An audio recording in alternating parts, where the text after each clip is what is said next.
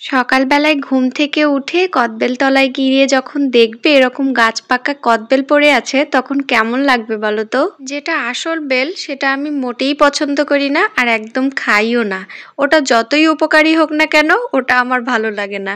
কিন্তু এই যে কদবেল এতে উপকার থাক বা না থাক এটা আমার ভীষণ পছন্দ। আর কদবেলের দাম যখন বাজারে ৬০ টাকা ৭০ টাকা বা তারও বেশি হয় তখনও আমি কিনে কিনে খাই, মানে আমার চোখের সামনে কদবেল দেখলে আমার খেতেই হবে। আমরা যখন নতুন এই বাড়িতে শিফট হই তখন আম্মু অনেক গাছ লাগিয়েছে, অনেক ফলের গাছ ফুলের গাছ, কিন্তু আমি বলেছিলাম আর কিছু গাছ লাগাও বা না লাগাও একটা কদবেল গাছ লাগাতেই হবে। তা আমাদের বাড়িতে তো কোনো কদবেল গাছ ছিল না, কিন্তু নানুর বাড়িতে কদবেলের গাছ আছে অনেক বড়। তো যখনই একটা কদবেল পড়বে নানু সেটাকে এত সুন্দর করে প্যাকেট করে রাখবে আমার জন্য, আর আমি যাওয়ার সাথে সাথে তো আমাকে দিবে, আর যদি আমি না যাই কাউকে দিয়ে পাঠিয়ে দিবে।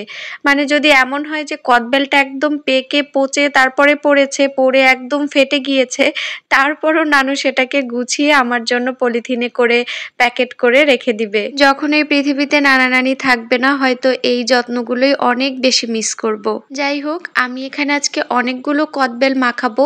এখানে আমাদের গাছের কদবেল আছে, নানির গাছের কদবেল আছে, আমাকে আমার একটা ফ্রেন্ড খেতে দিয়েছিল সেটা আছে। বিশ্বাস করুন এই কদবেল মাখাতে না তেমন কিচ্ছু দরকার হয় না।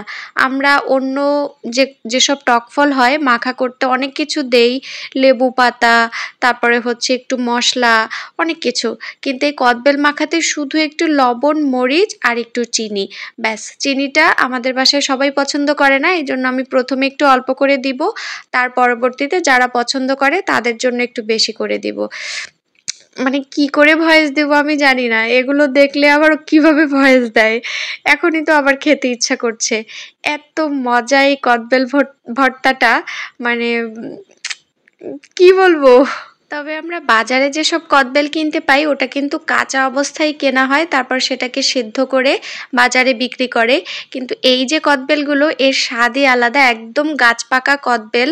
আর যদি ২-১ দিন থাকতো তাহলে একদম কালো হয়ে যেত ভিতরটা।